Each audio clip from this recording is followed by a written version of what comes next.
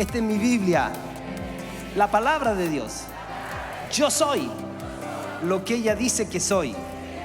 Yo tengo lo que mi Biblia dice que tengo. Puedo hacer lo que mi Biblia dice que puedo hacer. Hoy escucharé la palabra de Dios. Se me enseñará la palabra de Dios. Ella transformará mi vida. No seré jamás el mismo. Nunca, nunca. Mi mente está receptiva. Mi corazón está dispuesto. No seré jamás el mismo. Nunca, nunca, nunca. Bueno, dos cositas. Primero, Gloria Cataldo, ¿dónde estás por ahí? Ahí está, bienvenida, hijita. Y estuvo ahí en los Estados Unidos y ya está de regreso. Le damos un aplauso de bienvenida también. Y lo segundo, usted no está para nadie hasta las 2:30 más o menos. Así que su celular lo guarda en su...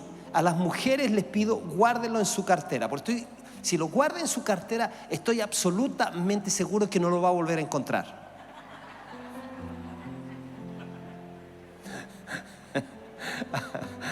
¿Ya? Así que hágame caso, por favor, porque yo me pongo nervioso y me distraigo cuando veo a alguien que viene acá y luego se pone a chatear. No entiendo. Entonces digo, ¿para qué viene? O sea, ¿por qué no se quedó en su casa? ¿Ya? Muy bien, muy bien. Después de la furia de su pastor o de este pastor, hoy día quiero decirles que lo que voy a compartir no ha sido fácil procesarlo, pero hay cosas que, hay caminos por los cuales yo navego muy bien y hay otros que yo sé que tengo que hablarlos porque si no los hablo, nunca se abrirá la veta para nosotros. Y de verdad que con todo lo que el Señor ha venido enseñándonos, creo que es pertinente hablar sobre la gracia. Y hoy día a este tema le he llamado, a ver si tienes el título ahí puesto, pero le he llamado La furiosa pasión de Dios. Voy a intentar, yo sé que lo que yo diga es recién, no sé si ustedes saben el término beta, pero especialmente en términos de minería, una beta es una pequeña muestra que te puede estar dando un cerro de un metal, que si tú empiezas a sacarlo puede que esté abierto y luego se cierra, o esté cerrado y luego se va abriendo, como ha sido la beta de la mina Chuquicamata, que ya creo que está llegando por la ciudad de Calama y no se acaba el mineral. Yo creo que las vetas de Dios son así, pero también creo que cuando Dios te permite accesar a alguna verdad, Él espera que tú, teniendo la capacidad que Él ya te ha dado de ser un buscador, una buscadora, hagas uso de esa capacidad. La palabra de Dios dice que Dios es galardonador, que quiere decir premiador de aquellos que le buscan. A todos los que vienen por primera vez, quiero felicitarte por estar acá y quiero decirte que lo que está sucediendo en tu corazón lo está provocando Dios. Dentro de los grandes misterios del amor de Dios, del propósito eterno de Dios, está el hecho inexplicable de cómo fue posible que tú y yo, siendo pecadores, estando muertos en nuestros delitos y pecados, hayamos dicho sí al llamado de Dios. Yo en forma de chiste digo, dale 10 millones de pesos a un judío muerto, aun cuando sea judío, no te lo va a recibir. ¿Y por qué? Porque está muerto.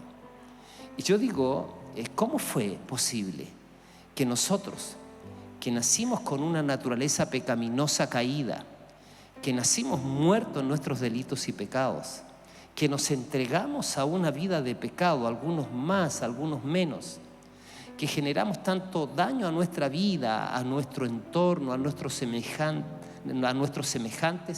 ¿Cómo fue posible que, habiéndonos metido en profundidad en todo el pecado en que nos metimos, pudiésemos en esa condición caída responder al llamado que Dios nos hizo?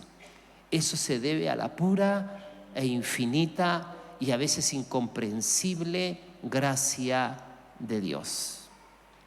Hay una canción que lo define muy bien, la de Marcos Brunet. A ver si encuentras la letra mientras yo estoy hablando. No sé lo que viste en mí para amarme tanto así. Tanta paciencia, tanta misericordia. Me hiciste deseable para ti. Ahora, yo entonces en esta beta creo que es el comienzo de algo que seguramente tendremos que seguir incursionando. ¿Cuáles son las cosas peligrosas para los pastores hablar de este tema? Que algunos cuando entran o cuando se aborda el tema de la gracia, algunos pueden convertir la gracia en desgracia y pueden pensar que el hablar de la gracia es una licencia para pecar. Es una licencia para pecar o no reparar las cosas que tienen que ser reparadas en nuestras vidas. Entonces, a continuación, yo entonces les animo a prestarse y que el Señor pueda hablar a nuestros corazones. Hay un escritor, se llama Brennan Manning, es un escritor cristiano. Él cuenta que un día, de regreso a casa desde un lugar costero, dice, ellos quedaron atrapados en una tormenta de granizo.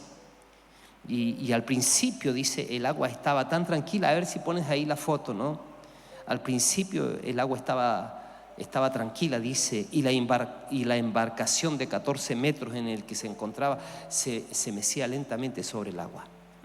Pero de repente el cielo se colmó de nubarrones y la temperatura, dice la historia, descendió y el mar comenzó a agitarse, ¿cierto? Y dice, volcando espuma sobre toda la proa. Las olas golpeaban, dice, los costados del barco. Y el experimentado capitán del barco ordenó que bajaran bajo la cubierta y que se aferraran a una manija de metal sin soltarse por nada del mundo. Y en un momento dice que ellos estaban tan convencidos de que iban a morir. Y dice que luego llegó la tormenta, la verdadera tormenta, vientos de 200 kilómetros por hora, en bruscas, dice que habían bruscas oleadas de más de 3 metros de altura. Era una furia desatada, pero por suerte salvaron ilesos de aquella experiencia. Dice que hubo algunas cosas que aprendió ahí él. Dice que aprendió a aferrarse a Dios y a orar lo más que podía, ¿no? Entonces alguien dijo una vez, para que un hombre aprenda a orar, envíalo al mar. Seguramente, mis queridos, en medio de circunstancias muy difíciles, en medio de aguas turbulentas, en medio de un estado de indiferencia total, nosotros también hemos visto al más grande, al amor furioso de Dios manifestándose a nosotros. Y en respuesta a ese amor, nosotros hemos aprendido también a responderle y hemos aprendido a orar. Entonces, la furiosa pasión de Dios, de eso voy a hablar. Este es un mensaje que persigue la idea de cambiar la forma en que nosotros vemos a Dios. Hay un pasaje que me llamó mucho la atención. Está ahí en el Cantar de los Cantares, capítulo 7, verso 10. Cantar de los Cantares 7, verso 10. Todavía andábamos en búsqueda de un mejor formato para que no se vea así. A veces los textos se ven tan mezquinos ahí, ¿no? Pero yo quiero que te quedes con este escrito, ¿no? Este texto. Mira cómo dice: yo soy de mi amado y él me busca con pasión. Wow. Yo soy de mi amado. Hay otra versión que dice: yo soy de mi amado y su pasión lo obliga a buscarme. Escúchenme, por favor. Yo soy de mi amado y él me busca con pasión. Sobre este versículo nosotros debiéramos orar por muchos días. Este versículo quizás debería estar puesto como idea en tu espejo arriba. Yo soy de mi amado y Él me busca con pasión. ¿Por qué me busca? Porque muchas veces permitimos tanto ruido en nuestro ser interior. Nosotros sabemos que el día en que la gracia golpeó a nuestra puerta, el día en que fuimos pasados de muerte a vida, el día en que fuimos sacados del reino de las tinieblas al reino de su amado Hijo, ese día algo maravilloso y eterno sucedió en nuestros espíritus. Nuestros espíritus, la esencia de nuestro ser, fue salvado instantáneamente. Fuimos hechos con un espíritu recreado, nacimos de nuevo.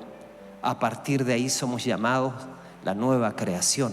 Pero nuestra alma, donde están nuestras emociones, nuestros pensamientos, nuestra voluntad, nuestro intelecto, eso no fue salvado instantáneamente.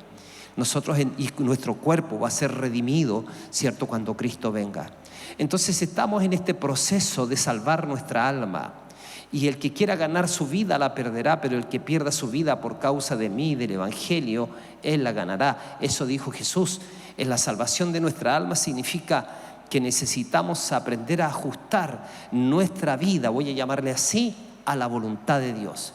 Este es un proceso, tenemos que aprender obediencia, tenemos que estar dispuestos y tenemos que comprender que no es suficiente saber lo que hizo Jesús a nivel de nuestros espíritus. Nosotros necesitamos no ser gente que sabe que el Señor hizo cosas, como posicionalmente estamos sentados en lugares celestiales con Cristo, pero cuando miramos nuestra vida no nos estamos pareciendo tanto a Él. Entonces eso debe inconformarnos, eso debe inquietarnos. Nosotros sabemos y tenemos que decir como lo comprendió el apóstol Pablo.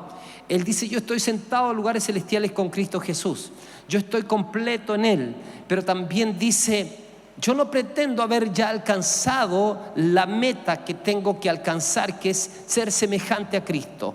Por eso me olvido ciertamente de lo que queda atrás y me extiendo a lo que está delante. Y la única manera entonces de poder lograr esta transformación, poder lograr esta consagración, poder lograr esta entrega, es de verdad comprender y creer y abrazar lo que dice este pasaje. Yo soy de mi amado y Él me busca con pasión. Yo soy de mi amado. ¿Te agrada decir eso? Cuando te levantes, que puedas decir: yo le pertenezco a Él. Y su pasión lo obliga a buscarme. Él muchas veces tiene que hablarnos, a veces hasta bien fuerte, para decir: ¿dónde estás? ¿Dónde estás? Porque estamos, pero no estamos, pero estamos.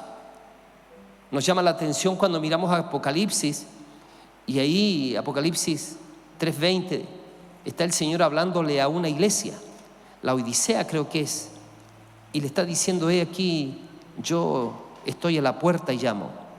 Si alguno de ustedes oye mi voz y abre la puerta, entraré a Él y cenaré con Él y Él conmigo. Parece curioso de que una iglesia, llamándose iglesia, seguramente cantaban, seguramente oraban, tenían sus propias maneras de reunirse, pero esta iglesia había perdido la sensibilidad interior. Esta iglesia no estaba entendiendo que la vida del Espíritu no la encuentras en las baratijas del mercado.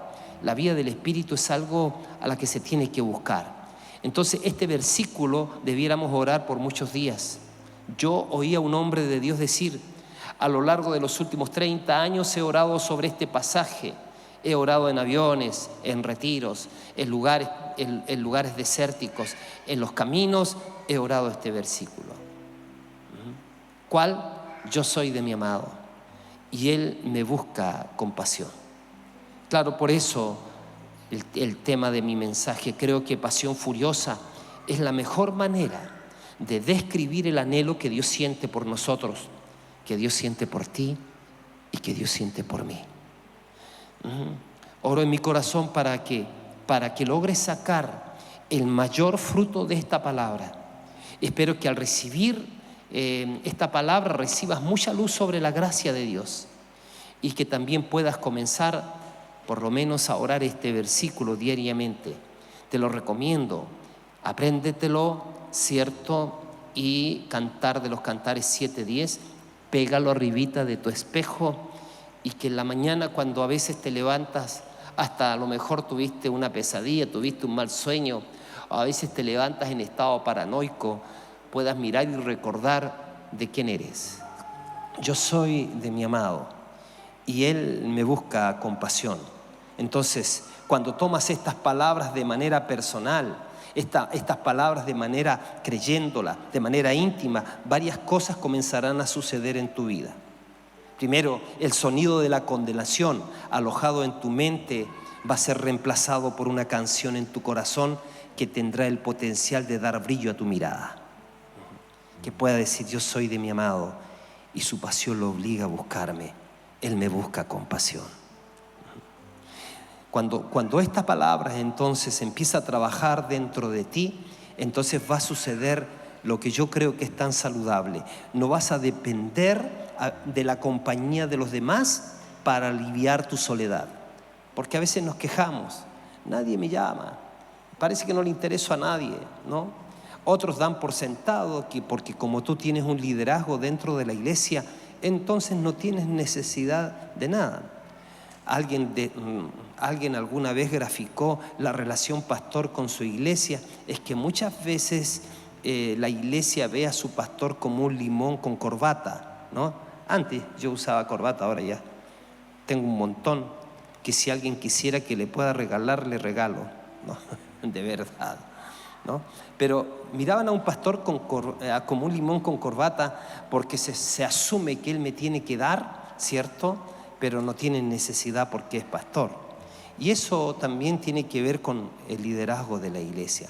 Sin embargo, cuando nos aprendemos bien que nosotros somos de nuestro amado y que Él nos busca con pasión, que su pasión lo obliga a buscarnos, entonces ya no vamos a depender de la compañía de los demás, como digo, para aliviar nuestra soledad, porque sabremos que estamos en Cristo y que Cristo está en nosotros, está en nuestro ser interior, está en nuestro corazón. Otra de las cosas que va a suceder es que el elogio de las personas, no necesariamente vas a necesitar del elogio de las personas para elevar tu espíritu. Tampoco las críticas te van a sumergir en un pozo, ¿no? Porque ¿sabes qué? El rechazo de los otros puede que te afecte, pero no te va a matar. ¿Por qué? Porque dentro de ti estará: yo soy de mi amado y Él me busca con pasión. Así que definitivamente vas a pasar de solo decir voy a orar a verdaderamente orar. Cuando tienes esta mirada de Dios, que Él te anhela intensamente, entonces ya definitivamente ese encuentro con Él no es un trabajo difícil. No es que vas delante de alguien que a lo mejor tienes duda de si te mira o no te mira bien. Ya estamos aprendiendo que el consumado es, que cuando Jesús dijo en la cruz consumado es, lo que está diciendo es: Padre, todo lo que demandaba la justicia divina yo lo he satisfecho. Todo lo que ellos necesitaban para encontrar el camino a ti, la salvación, el perdón, todo lo que ellos necesitaban para encontrar y tener una correcta relación contigo, la tienen si es que permanecen en mí. ¡Qué maravilla! Así que una vez que nosotros de verdad hemos no hecho vana la cruz de Cristo, yo quiero dar una palabra de advertencia a algunos de ustedes. O sea, no hay, fíjate, alguien dijo una vez: no está bien, porque hay millones de personas que nunca han escuchado una sola vez el Evangelio. Dice: la iglesia no puede dejar de cumplir su misión. La iglesia no puede olvidarse del perdido. La iglesia no puede olvidarse del pecador. No está bien que nosotros hayamos escuchado quizás 5,000 veces el Evangelio, 10,000 veces durante nuestra vida, y que hayan personas en el mundo que no han escuchado tan solo una vez el mensaje del Señor. Pero terrible sería que tú, teniendo la posibilidad, habiéndote sentado a escuchar la palabra de Dios y el llamado que Dios te hace, no hayas hecho absolutamente nada en cuanto a tu arrepentimiento, en cuanto a abandonar tu vida de pecado, en cuanto a ser obediente al consejo de Dios que dice: despójate de todo peso y del pecado que te asedia y corre con paciencia la carrera que tienes por delante, puesto los ojos en Jesús, el autor y consumador de la fe. Somos llamados a vivir siempre en Él, porque en la medida que permanecemos en Él, entonces podemos pedir lo que necesitamos y va a venir.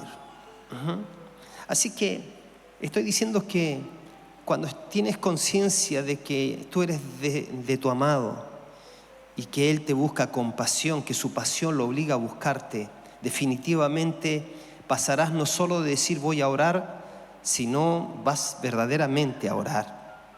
Vas a vivir con la plena conciencia de que el Padre no solo te ama, sino que también tú le agradas. Piensa en eso. Piensa por favor en eso. O sea, el Padre no solamente nos ama, sino qué lindo saber, yo te agrado, Señor. Pero es que a nosotros nos miramos y a veces ni nos agradamos nosotros a nosotros mismos. ¿Cómo es esta gracia? Es una gracia furiosa. Yo soy de mi amado y Él me busca con pasión. Su pasión lo obliga a buscarme. Cuando tienes esta conciencia en tu corazón, vas a dejar de compararte con los demás. Del mismo modo, no vas a hacer alarde de tu importancia, ni vas a ser un vanaglorioso por tus victorias, ¿no? No te vas a sentir superior a los demás, porque lo que te satisface a ti no son esos logros humanos. Lo que verdaderamente satisface tu corazón es saber que te encontraste con Dios y es que Él es la joya máxima en tu vida, que Él es la persona más gloriosa en tu vida. Mis preciosos, cristianismo no es un llamado a recibir un pasaje para cuando te mueras vayas al cielo. Cristianismo ni siquiera, el evangelio ni siquiera es un mensaje. El evangelio es una persona. Alguien dijo, yo quiero ir al cielo única y exclusivamente porque en el cielo está Dios. Y hay personas que a veces hacen la pregunta, viven en pecado, se entregan al pecado y después dicen, pastor, ¿se pierde o no se pierde la salvación? Yo digo, ¿qué te importa a ti eso? Si ya estás viviendo en pecado, ¿por qué querrías ir al cielo si en el cielo está Dios y tú no quieres nada con Dios? Porque si el cielo fuera la buena vida, todo el mundo quiere ir ahí. Pero el cielo es cielo, porque está Dios. Y nosotros necesitamos entonces entender que hemos sido llamados para conocerlo a Él. Jesucristo dijo, en esto consiste la vida eterna, en que te conozcan a ti, oh Padre, y a tu Hijo Jesucristo, a quien tú has enviado. Así que nuestra tarea de cada día es, oh Señor, que yo pueda conocerte. Dame espíritu de sabiduría y de revelación para conocerte, a fin de conocerle, dice Pablo, a fin de ser hallado en Él. Y en la medida que le buscamos, en la medida que hacemos uso de todos los medios de gracia que nos ha dado, es que Cristo va siendo formado en nosotros y podemos decir, estoy ganando a Cristo. Fíjate que cuando tienes esta conciencia de que le perteneces y que Él se abre camino para estar contigo, vas a leer Sofonías capítulo 3, 17 al 18 de otra manera. Verás al Señor danzando por ti con gritos de júbilo. O si puedes poner Sofonías 3, 17 al 18. O el capítulo 17 solamente, Sofonías 3, 17. Dice, el Señor tu Dios está en medio de ti como guerrero victorioso. Se deleitará en ti con gozo. Disculpen esa pantalla. Te renovará con su amor. Se alegrará por ti con cantos. Hay otra versión que yo tengo aquí, dice, el Señor está en medio de ti. Él es poderoso y te salvará. Se gozará por ti con alegría, callará de amor, se regocijará por ti con cánticos. ¡Wow! En distintas ocasiones y a lo largo del día te vas a dar cuenta de que Jesús te contempla con una mirada de infinita pasión, de infinita ternura. Yo soy testigo de estas verdades. Entonces, mis hermanos, mis hermanas, vas a entender que cristianismo sucede. ¿Cuándo es cristianismo? Cristianismo sucede cuando hombres y mujeres experimentan la intensa y furiosa confianza que surge cuando conocen al Señor Jesucristo.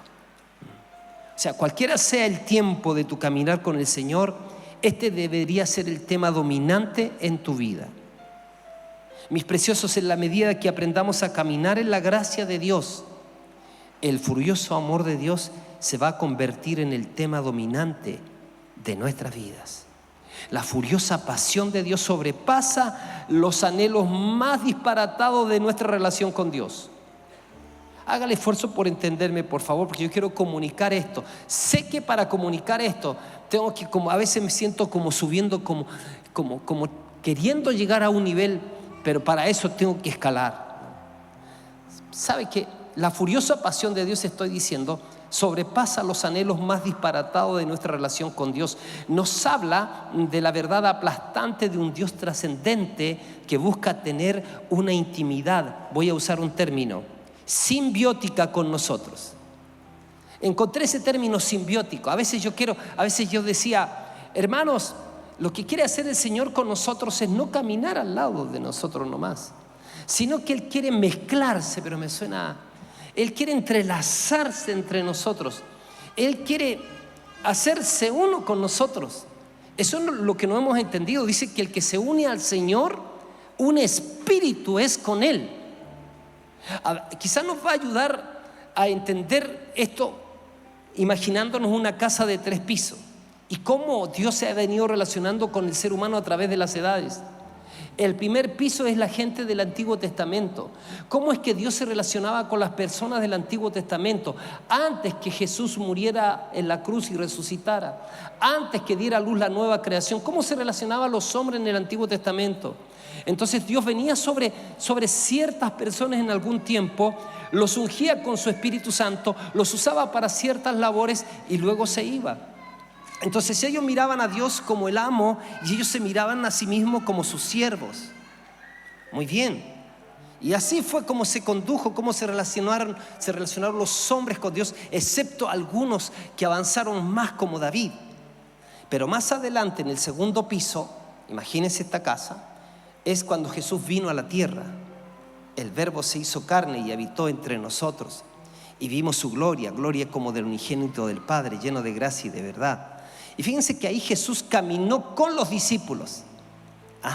Ya no venía ya no era solamente Él es el amo y nosotros sus siervos, sino que caminó con ellos y les dijo: yo ya no los voy a llamar a ustedes más siervos, sino que los voy a llamar amigos. Entonces nosotros hemos pensado, wow, los discípulos, Jesús dijo, son mis amigos. Abraham el amigo de Dios, Moisés el amigo de Dios. Y yo antes, cuando no tenía este entendimiento, decía, oh, como yo quisiera ser amigo. Yo quisiera ser amigo de Dios como Moisés, como Abraham, quisiera ser su amigo. Y después se me empezó a desmoronar eso cuando escuchaba que Dios no tiene favoritos, sino que tiene íntimos. Y entonces, amigos sí, hay amigos más unidos que hermanos también. Pero la palabra de Dios nos dice que en el tercer piso, una vez que Cristo muere, resucita y envía el Espíritu Santo ya no viene a caminar al lado del hombre. El Espíritu Santo ya no es solamente el Señor de los seres humanos y los seres humanos sus siervos. A partir de ahí, Cristo en el Espíritu Santo, amalgamado con el Espíritu Santo, uso ese término, viene a vivir dentro de nosotros. Y ya no somos solamente siervos, ya no somos amigos, sino que somos hijos. Y si somos hijos, entonces ya es una cosa totalmente distinta. Escúcheme, yo tengo 3 hijos. Y yo puedo ser muy amigo de muchos porque quiero tener amigos. Y me agrada y me encanta tener amigos y ojalá amigas también. Pero mis hijos son otra cosa. Si a mi amigo le ves el ADN, dice, oye, mi amigo puede hablar como yo y yo como él. Y alguien puede decir, oye, se visten como igual, hablan como igual, amigos. Pero si le hacen un ADN a mi amigo, se descubre que mi amigo tiene un ADN distinto del mío. Pero si ustedes hacen un ADN de mis hijos, entonces dice, oh, este es Guillermito Castillo expresado en ellos, impartido en ellos. Por eso la realidad de ser hijos es más que simplemente venir a una iglesia. Y por eso que yo encontré la palabra simbiótica, que nos habla de esta verdad aplastante, de ese Dios trascendente que quiere tener intimidad con nosotros y nos ha buscado. ¿Para qué? Para hacernos sus hijos, ¿no? No es una mera compañía al lado nuestro, sino que es uno que vive dentro de nosotros. ¿Te alarma eso? O sea, te bendice eso. Más que alarmar, te bendice. Nosotros podemos decirle a Dios, Abba, Abba Padre. Y nuestro Abba aún susurra, como dice el Cantar de los Cantares 2, del 10 al 13. Mira, nuestro Abba aún susurra, como dice Cantar de los Cantares 2, del 10 al 13. A ver si me ayudas ahí en la pantalla. Cantar de los Cantares 2, del 10 al 13. Dice, mi amado me habló y me dijo, levántate, amada mía, ven conmigo, mujer hermosa. Mire, el viento se ha ido y con él han cesado y se han ido las lluvias. Ya brotan flores en los campos. A ver, el tiempo de la canción ha venido y en nuestro país se ha oído la voz de la tórtola. ¿Y qué más dice? ¿No? Dice, la higuera ofrece ya sus primeros frutos y las viñas se encierran y esparcen su fragancia. Levántate, amada mía, ven conmigo, le dice a su iglesia, mujer hermosa. Wow, qué lindo, qué lindo. Qué lindo es poder tener acceso a pensar un poco cómo Dios nos ve y lo que piensa de nosotros. Usé la palabra furia, ¿cierto? Usé la palabra furia en el título de este mensaje, ¿cierto? Le llamé así, le llamé la furiosa pasión de Dios, ¿cierto? Y ahí está la palabra furia. El sustantivo furia generalmente se asocia con ira extrema. Sin embargo, en expresiones como una tormenta furiosa, una pasión furiosa, amor furioso, la furiosa pasión de Dios, el significado pasa a ser como una energía intensa.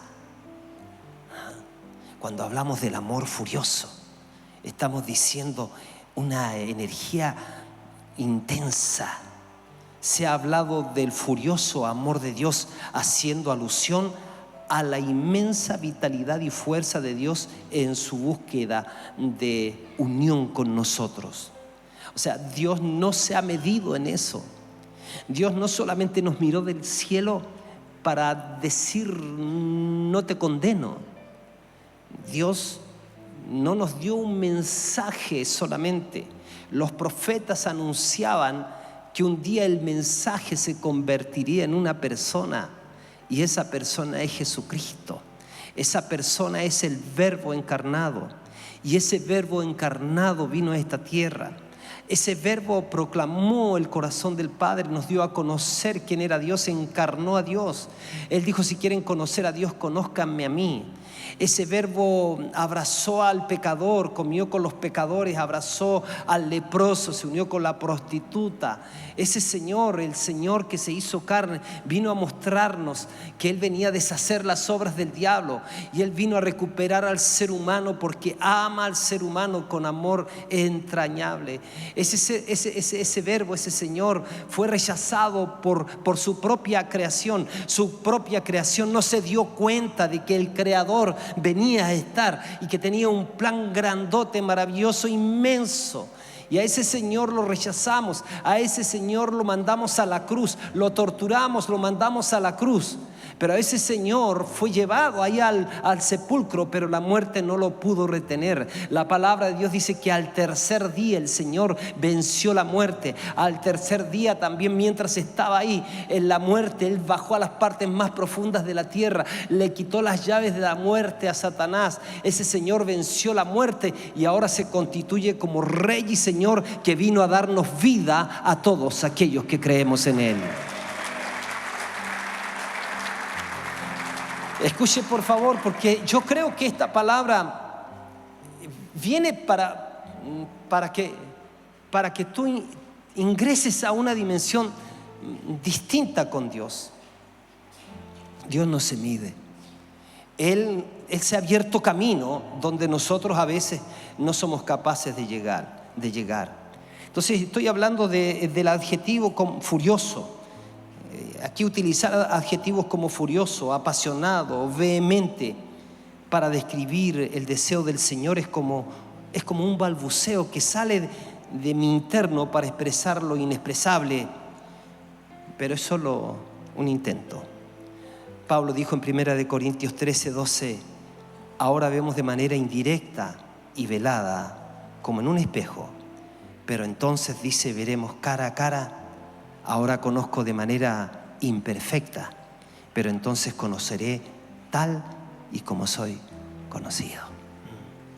También hay otra palabra, la palabra unión.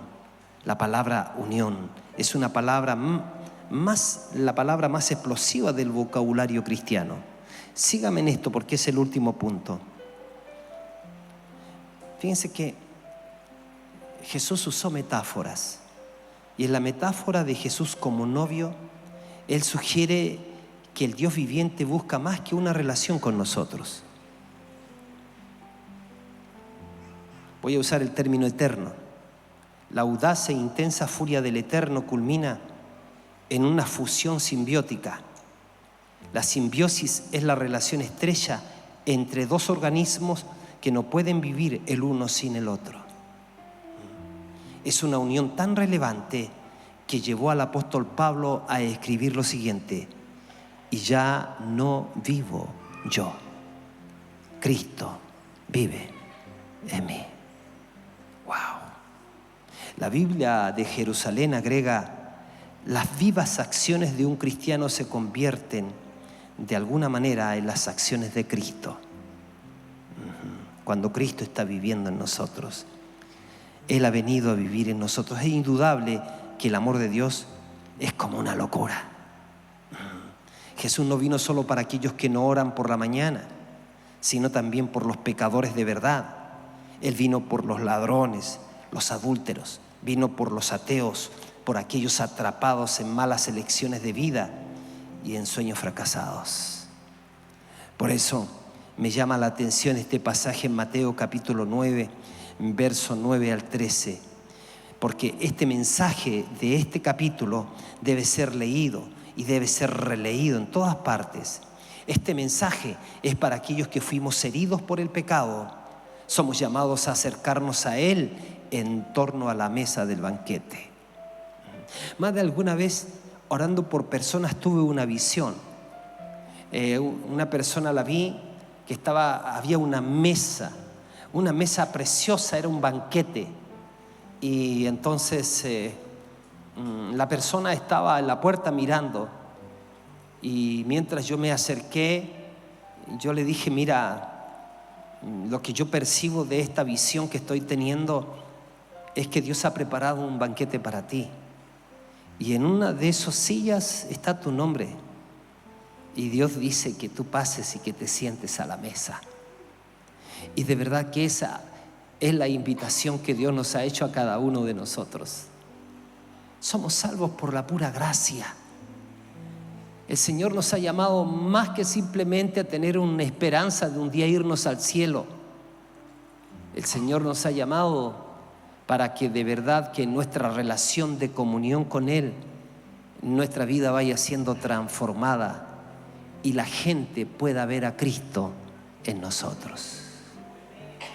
Si hay algo en donde el Señor quiere mostrarse, es a través de su iglesia. Y nosotros necesitamos convertirnos en gente apropiada, que colaboremos con Él para que el mundo pueda ver a Cristo a través de nosotros y pueda verlo en toda su dimensión. Necesitamos crecer en lo sobrenatural, escúchenme, en medio de nosotros.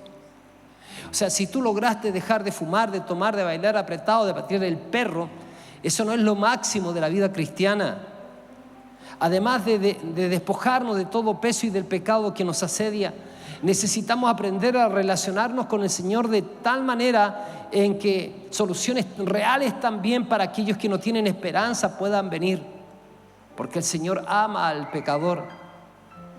Me viene a la memoria esta mujer llamada Kathryn Kuhlman. Ella escribe que cuando estuvo por años ministrando en un lugar, era un edificio inmenso, y en las noches sus reuniones a veces duraban de 4 a 6 horas. Ella dice: yo tenía que subir una escalera de 4 pisos para llegar a abrir una puerta y luego entrar al escenario o a la plataforma, no escenario, a la plataforma. A partir de ahí empezaba a ministrar. Ella había tenido tantas malas experiencias en su tiempo, de personas que manoseaban la presencia de Dios, de personas que eran imprudentes, de personas que a veces empujaban a la gente, de otras que oraban por las personas y si las personas no se sanaban, más encima le decían: no te sanaste por tu poca fe. Entonces ella tenía tanto daño por eso, pero ella decía: yo sé que tú eres más que eso, yo sé que tú eres real y yo sé que yo no quiero participar de lo que tú hagas. Pero también entendía que siempre Dios necesita de personas para llevar adelante su obra. Les puedo mencionar de muchas que Dios usó a un Moisés para sacar al pueblo de Israel de Egipto, usó a un Noé para preservar la raza humana, usó a un Josué para el derribo de las murallas de Jericó, y así ustedes se van a dar cuenta. Y ella decía, cuando ella subía a la plataforma, llegó a un nivel de que simplemente mientras adoraban, ella percibía al Espíritu Santo obrando en las personas. Decía: hay una persona que tiene parálisis en tal parte y el Espíritu Santo está sanándola, y empezaba a suceder allá.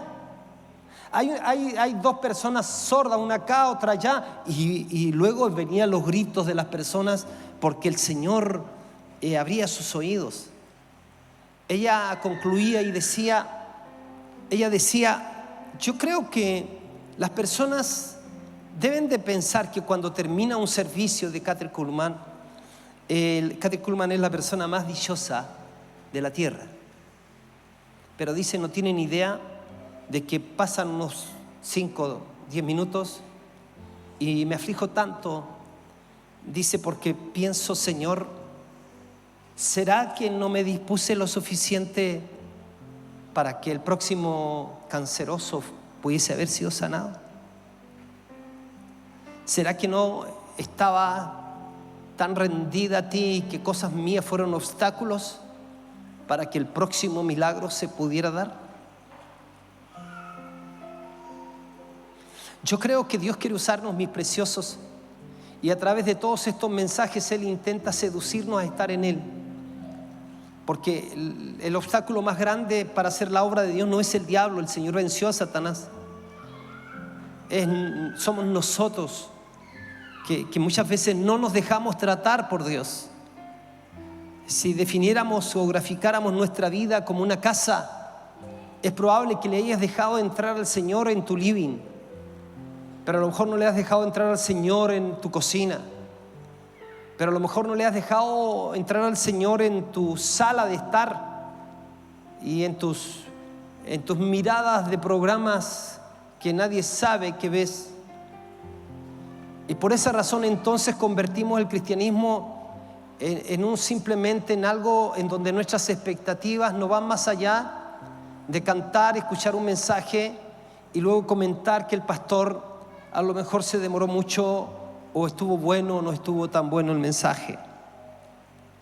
Mateo 9, versos 9 al 13, y quiero concluir con esto. Si me ayudas en la pantalla, por favor. Estoy diciendo que este mensaje debe ser leído y releído en todas partes. Este mensaje es para aquellos que fuimos heridos por el pecado, digo, pero somos llamados a acercarnos a Él en torno a la mesa del banquete. Él dice: hay un nombre para ti en la mesa del banquete, porque Él te busca con pasión. El reino de Dios no es un lugar para un grupo selecto que se jacta de su santidad. Es para un grupo mayor de personas más simples, menos avergonzadas, conscientes de ser pecadores. Esta es una verdad realmente impactante. Fíjense que cuando pensamos en la historia, la justificación por gracia en el tiempo de Lutero, él declaró que la justificación era por gracia por medio de la fe. Esta fue la frase teológica para definir lo que alguien llamó una vez el furioso amor de Dios. Dios no es un ser caprichoso, no conoce las temporadas de cambios. Tiene una actitud inconmovible e inmutable hacia nosotros. Dios nos ama. Él ama a la humanidad entera. Él es el único Dios de quien el hombre ha oído decir que ama a los pecadores. Los dioses falsos, los fabricados por los seres humanos, desprecian a los pecadores. Pero el Padre de Jesús ama a todos. Por supuesto, esto es casi increíble para nosotros. Sin embargo, la afirmación central de la reforma se mantiene. No es por mérito propio, sino por su misericordia que hemos sido restaurados a una relación correcta con Dios por medio de la vida, la muerte y la resurrección de su amado Hijo. Esta es una buena nueva, el Evangelio de la gracia. Por eso que Mateo 9, del 9 al 13 dice, capta una bellísima imagen del Evangelio de la gracia. Dice, pasando Jesús de allí, vio un hombre llamado Mateo que estaba sentado al banco de los tributos públicos y le dijo, sígueme. Y se levantó y le siguió. Y aconteció que estando él sentado a la mesa en la casa, he aquí que muchos publicanos y pecadores que habían venido se sentaron juntamente a la mesa con Jesús y sus discípulos. Cuando vieron esto, los fariseos dijeron a los discípulos, ¿por qué come vuestro maestro con los publicanos y pecadores? Al oír esto, Jesús les dijo, los sanos no tienen necesidad de médicos, sino los enfermos.